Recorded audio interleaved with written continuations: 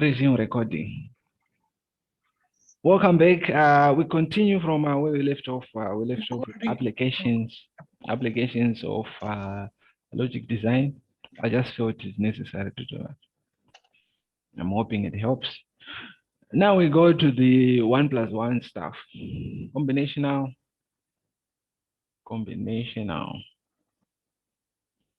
and sequential logic design. Voila. All right, logic circuits for digital systems, they can either be combinational or sequential, or logic circuits. They can either be combinational or sequential. For combinational, these circuits are the type of circuits which so let me do this, combinational, sequential. Combinational circuits, we say they have no memory. Sequential circuits, however, they have memory. One difference between those two. Combinational logic circuits are memoryless, whose output at any instant is dependent only on its present inputs. So this is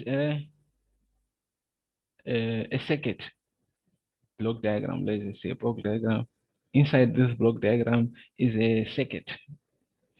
For a combinational circuit, you have inputs, input 1, input 2. You have a number of outputs, output 1 to output, let's say 4. For combinational circuits, the output is dependent only on the input. This output is dependent only on the input, as shown in the diagram. If the input changes, then the output will change. Only when the input changes will the output change. All right. For combinational circuits, however, they have a memory. For sequential circuits, however, they have a memory. And with this memory, it means the output will not only depend on the present inputs. These are the present instant. The output will now not only depend on the present inputs, but also on the past inputs. So this is a combinational circuit. Combinational circuit. Well, that's a circuit there. Let me do this. So I have a combinational CS, combinational circuit. Now for a sequential circuit, we now have a memory. So for the inputs, I1 and I2, I can have an output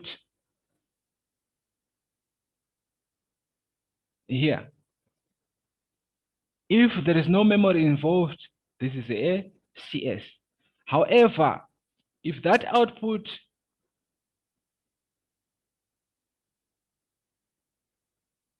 can be stored, it becomes what we call a past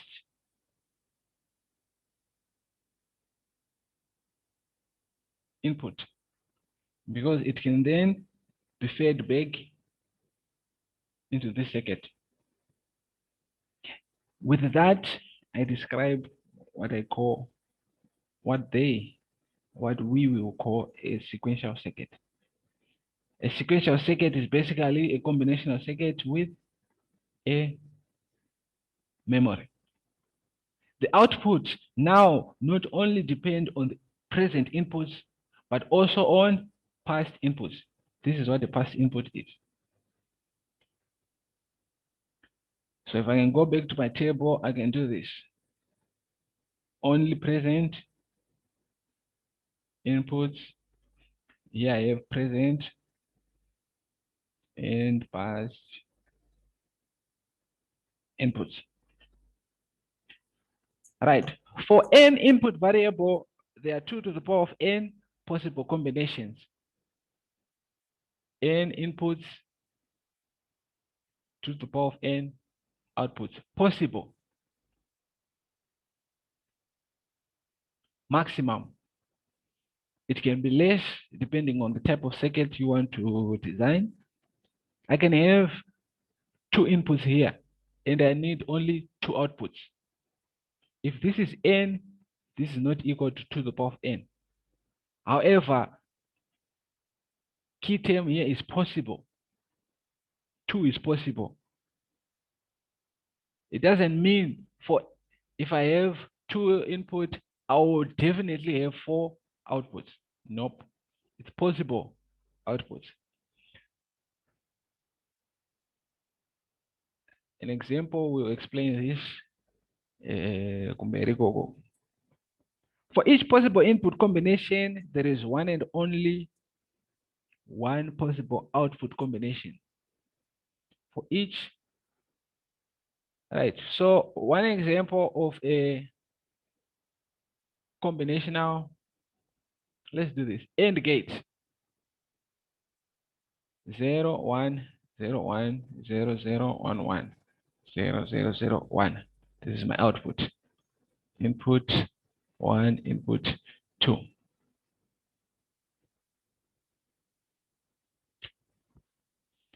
For each possible input combination, there is only one and only one possible output combination.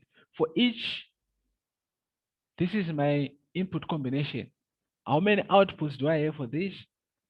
Only one. A combinational circuit can be described by m Boolean functions, one for each output variable. A combinational circuit can be described by m Boolean functions. So for this one example, I have m0, m1, m2, m3 Boolean functions. This output is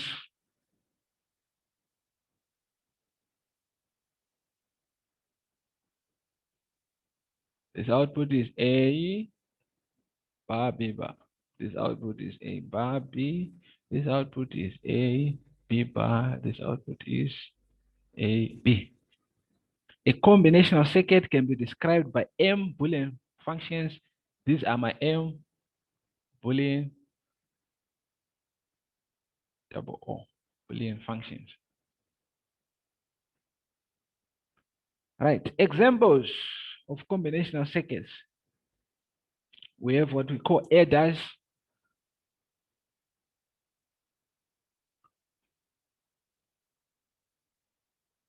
subtractors. We have comparators. The one which we used is an application example, comparators. We have code converters. If I want to move from a gray code to a BCD code, how do I do that? We have read-only memory, the ones which we call ROM. That is a combinational circuit, a number of logic gates. A lot of examples there. Right. Design procedure. To begin, I'm going to focus only on combinational circuits. Combinational circuits. The design, you need to know how to approach your design. As per usual, you start with your problem. What is my problem? 2, analysis. The analysis part, you find what are my input variables. For example, street light, my input variables were the switch and light sensor. I assign letters or symbols to the input or output variables A, B. For these two variables A and B, I can have construct a truth table. Then for my output Q, this is a street light.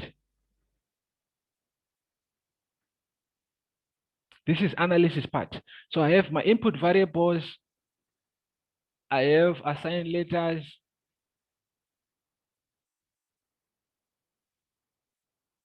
Truth table. I can then find the truth table. I can then find the Boolean expression.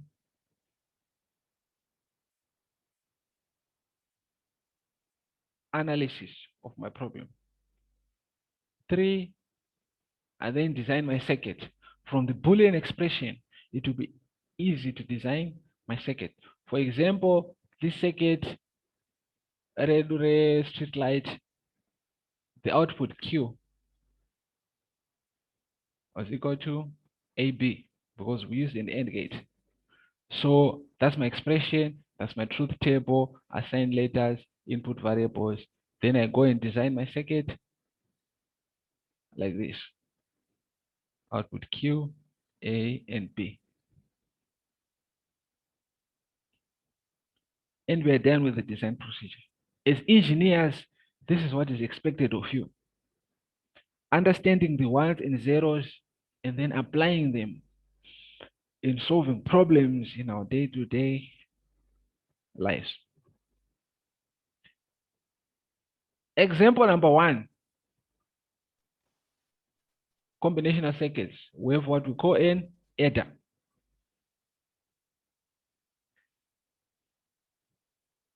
What is an adder? It is a circuit which adds at least 1-bit numbers. It's not a secret that we need adders in our digital world. Simplest example, calculator. We need an adder there. Even in telecommunications, I can add 2 signals. How do I add those 2 signals? Believe me, I use that same adder. Basics. What is addition? In digital circuits, 0 plus 0, this is a 0, 0 plus 1, 1, 1 plus 0, 1, 1 plus 1, 0 carry 1. Basics of adding 2 single bits in logic design.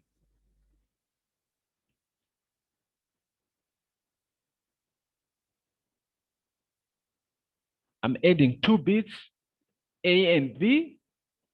My solution, it is this sum and a carry. So 0 plus 0 is sum 0 carry 0. 0 plus 1 is sum 1 carry 0. 1 carry 0. 1 plus 1 it's sum 0 carry 1. In other ways, I'm doing this for the last one specifically. 1 plus 1 sum 0 carry 1. But as we get pop up. This is the background of an adder. For that one, I'm adding 2-bit. Excuse me, this is 2-bit. Then if I'm adding 1 bit, nope, I'm adding 1 bit and 1 bit single. This is true. I'm adding this bit 1 and this bit another 1. So this is the background of addition of 2 bits. We have what we call a half adder. When we talk of adders, we have what we call a half adder. Now, a half adder is a combinational circuit which performs addition of 2 bits only. 2 bits. Addition of 2 bits. That's a half adder. We also have a full adder which performs addition of 3 bits. Difference 2 and 3. A half adder and a full adder. But the basics of adding, it remains the same for 2 bits and 3 bits. Design of a half adder. Design of a half adder, I have 2 input variables, design procedure. You're thinking about design problem. The problem is we need to add 2 numbers. We need to add 2 signals. We need to add 2 input variables. Variables can be anything you think of. We need to add 2 pictures. Yes, we can add 2 pictures. How would we do that? We need to design a circuit which adds those 2 pictures. In this example, I have my input variables A and B, numbers. I need to add 2 numbers.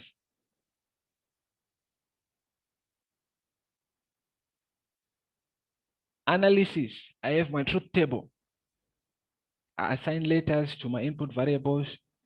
In this case, they were just numbers. I assign letters A and B. Analysis, I have my truth table. What is my output? F. If I add, I have my output, not F. Let's do sum. My output will be a sum and a carry. Just put a C. My output will be a sum and a carry. 0 plus 0, 0, 0. This is 1, 1, 0, 0. 1 plus 1 is 0 carry 1. From my truth table, I can find expressions of my outputs. Analysis of your problem. I can find expressions of my output.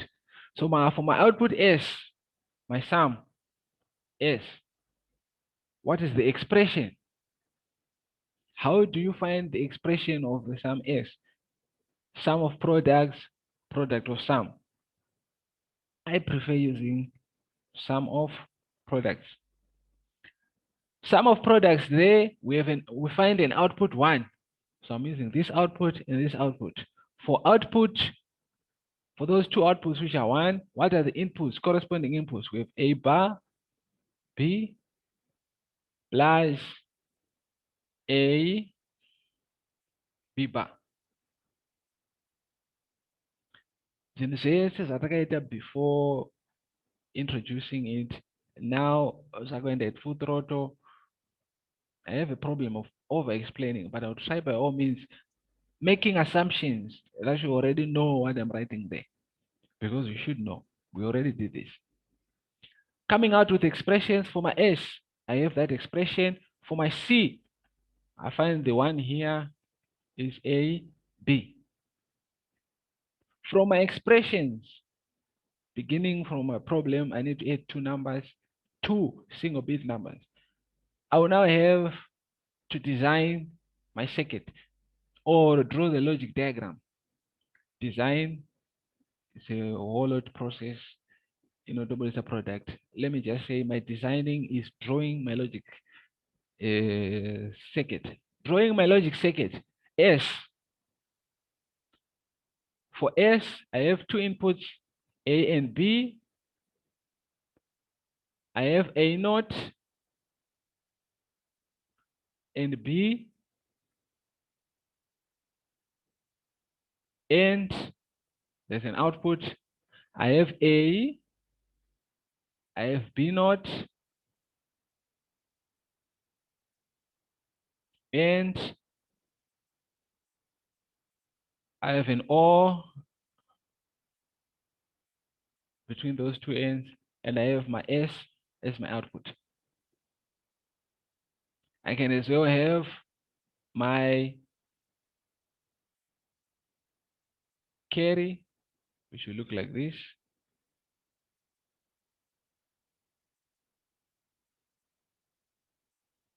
A and B and. Right. That is a circuit, a combinational circuit of two inputs. I can draw it like this. A, B with output S and output C. Everything that is here is inside here. Block diagram of what? A half adder. However, there's one little problem with our design process.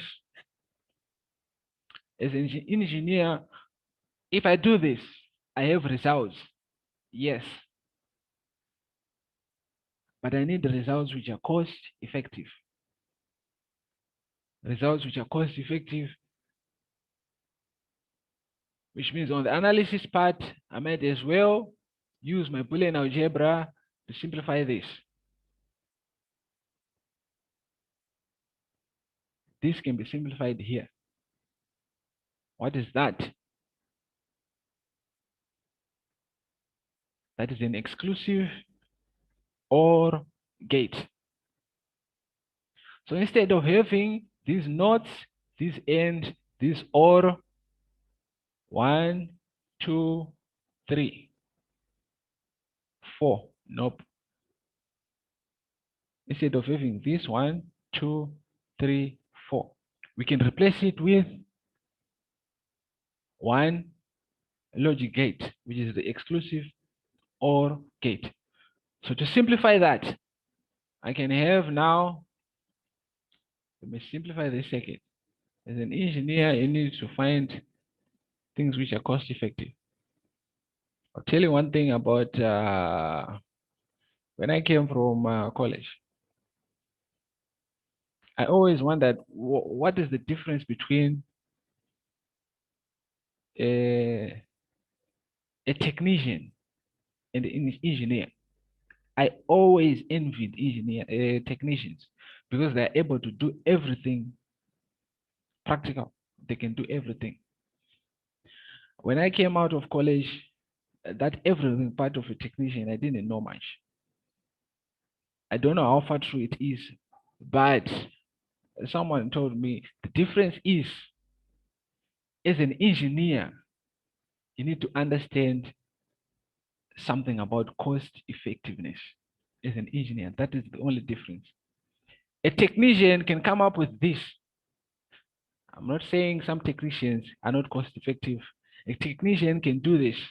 But as an engineer, for you, the job for you is to identify, is there a much effective way of doing this? A technician comes and does this.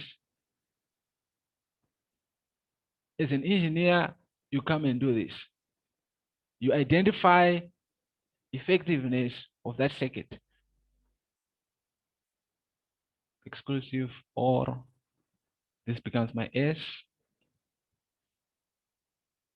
A, B, this becomes my C.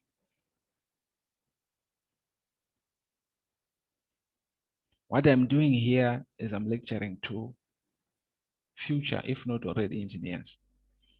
If you never understood what is the difference between why are you here doing a degree instead of a diploma, this is one reason why. If you're an engineer, your technicians are doing something, you go and analyze, is there a much effective way of doing it? You come up with a solution. If your technician has already done this for you, the better. Right. So for this example, for a half adder, instead of using a lot of logic gates, which is true, which gives you results, I can as well just use these two gates. And I think I've said a lot on this. And that's it for a half adder. That's it for a half adder. So what you need to understand is your design process.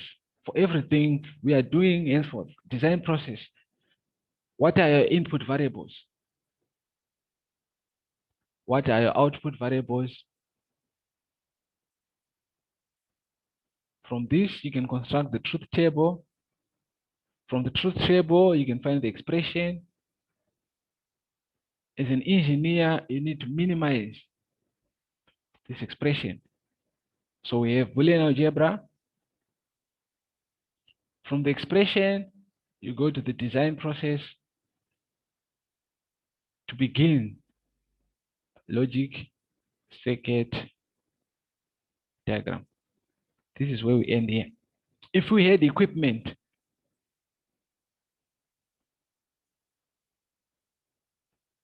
we'll probably do 1 or 2 practicals so that we can see the end result. Right. For the half adder, I have my equations running out of time.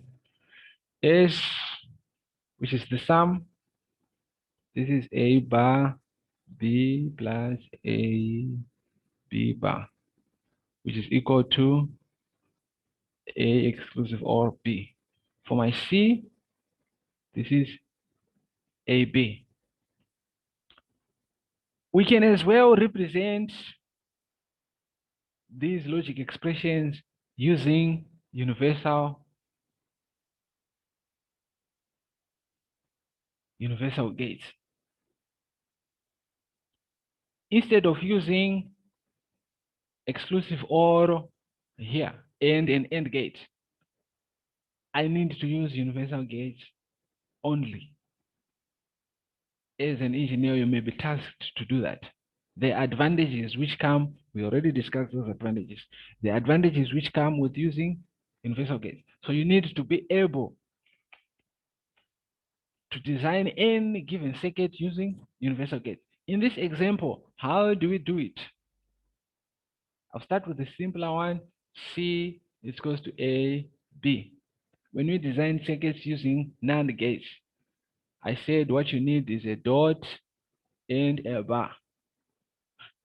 2 variables, X and Y. What you need is a dot and a bar. In this case, we have the dot, but we don't have the bar. How do we then find the dot and the bar there? I can add 2 bars here. It's the same as A and B, believe me. Now I have my dot and I have my bar. Once I have a dot and a bar, I can then construct my NAND gate A, B, but it's A not there. Let me do this. So A not and B not, or rather, something missing there.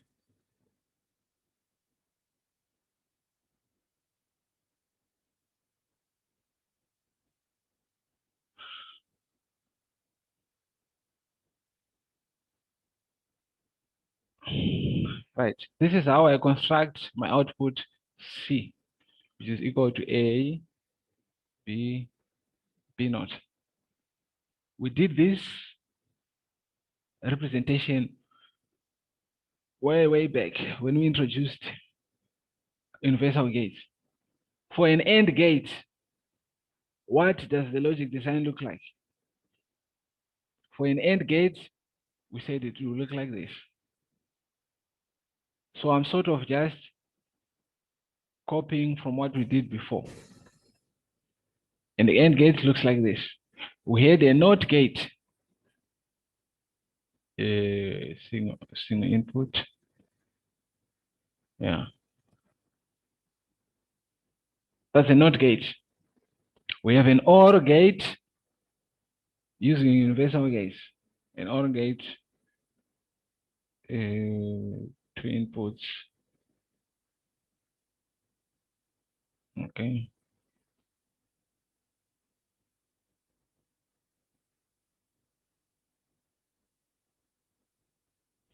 Right.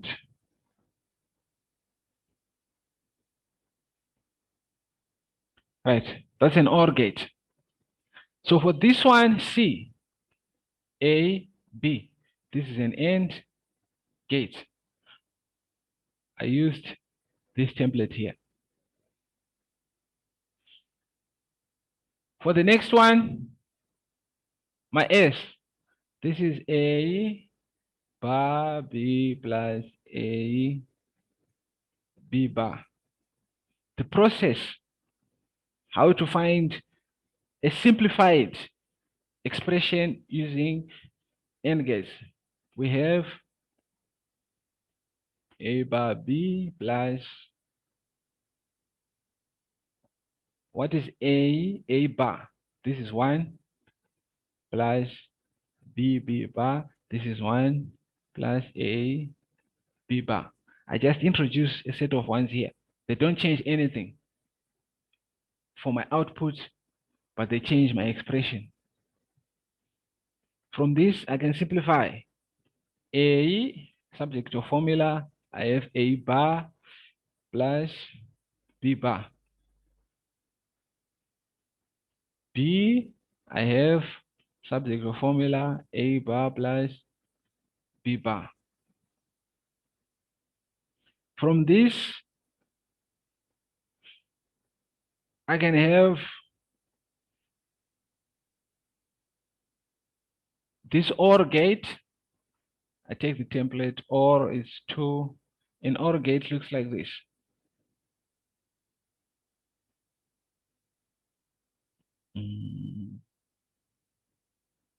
Right.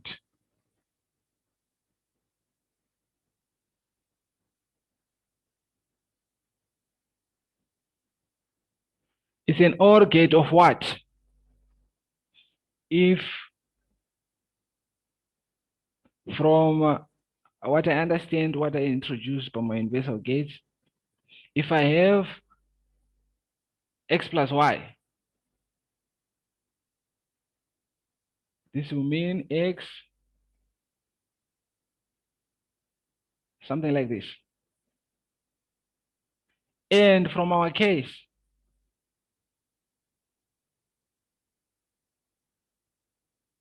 if I can simplify this, what is A bar plus B bar? This is A, B bar.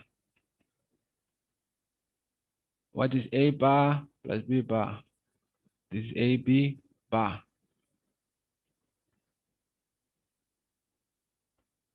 Somehow everything zatakaita kumashuro kuzinga zakuyo nobata no.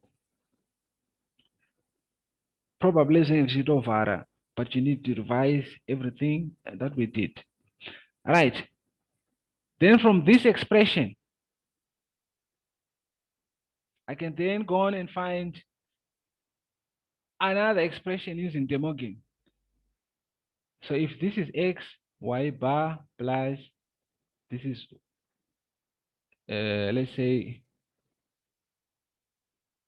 b, let me do this, z.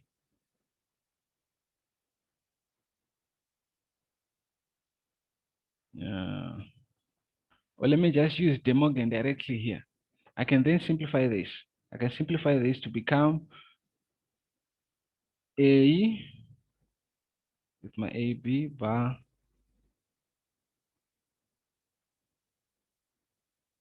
B AB bar here and a bar here and another bar. Process of going from this expression here to only NAND gates, my dot and my bar. From this expression here, that's where I have this coming in. It's a template of an OR gate. So to sum it up, NAND expression of this.